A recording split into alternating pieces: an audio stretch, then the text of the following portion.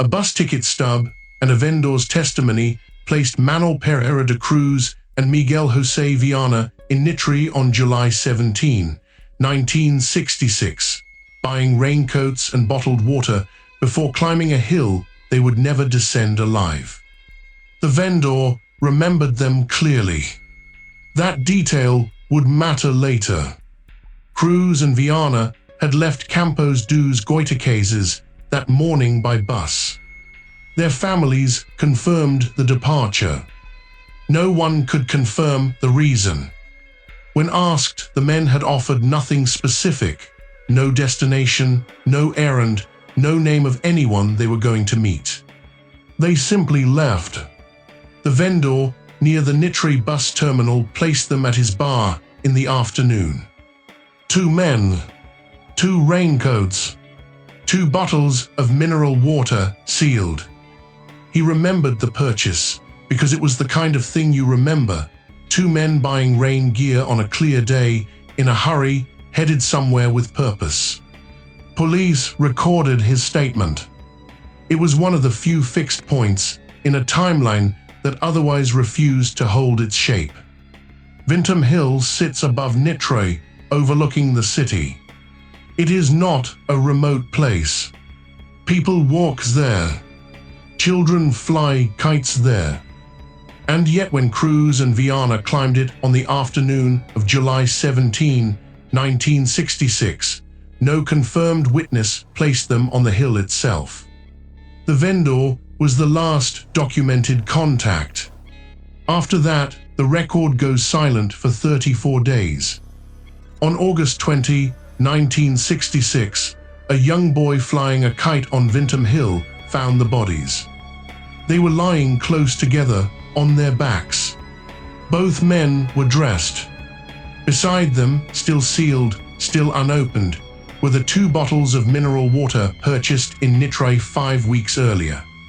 The raincoats were present. Nothing appeared to have been taken. There were no signs of a struggle in the area around the bodies. The advanced state of decomposition meant that much of what might have been visible, bruising, discoloration, external injury, was no longer readable by the time forensic examination began. The official autopsy report documented the absence of detectable physical trauma. The cause of death was listed as undetermined. That classification was not a placeholder. It was the conclusion. What the autopsy could not resolve, the scene itself deepened.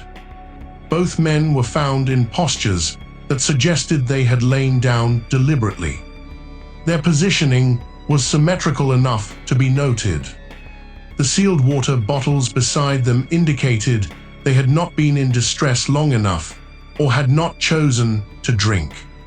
They had carried those bottles up the hill.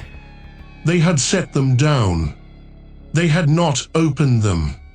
Investigators found no evidence of robbery. Both men had come from Campos dos Goitacazes with enough money to buy bus tickets, raincoats, and water. Whatever remained of their possessions at the scene was not reported missing. No weapon was recovered. No third party was identified at the site.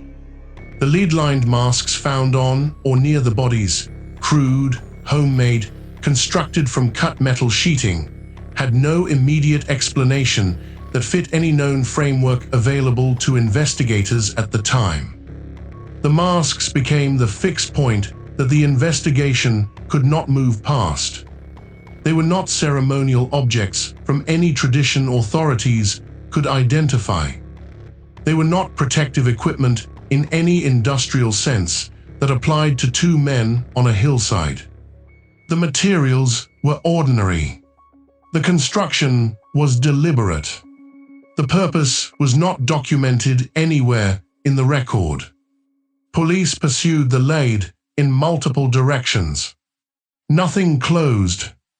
No workshop was identified where the masks had been made. No receipt or purchase record connected the men to the materials. No one in Campos dos Goitacazes came forward with a context for what the two men had been planning.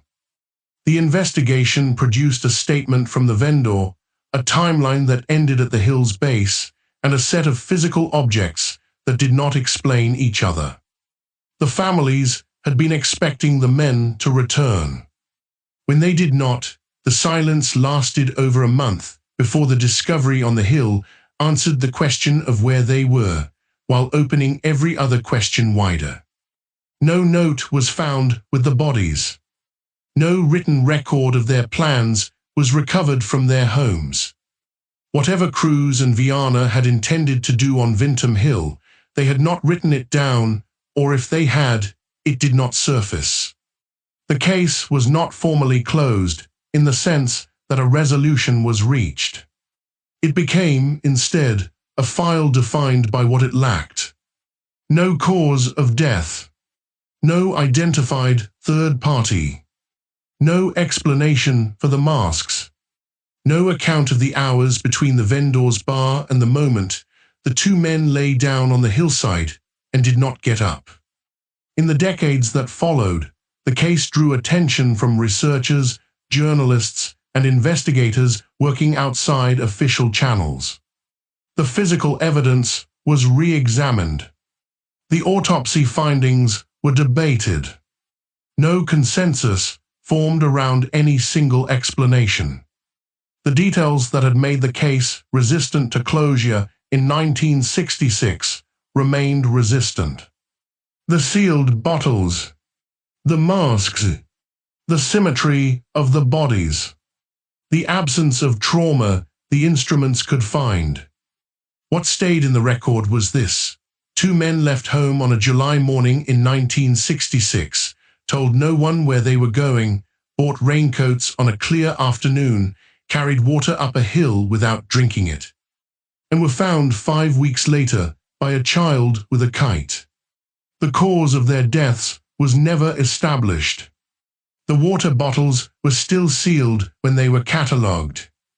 Whatever Cruz and Viana were preparing for when they bought them, it did not require water in the end. The question the file cannot answer, and the one that remains after everything else is set aside, is whether they knew before they climbed that it would not.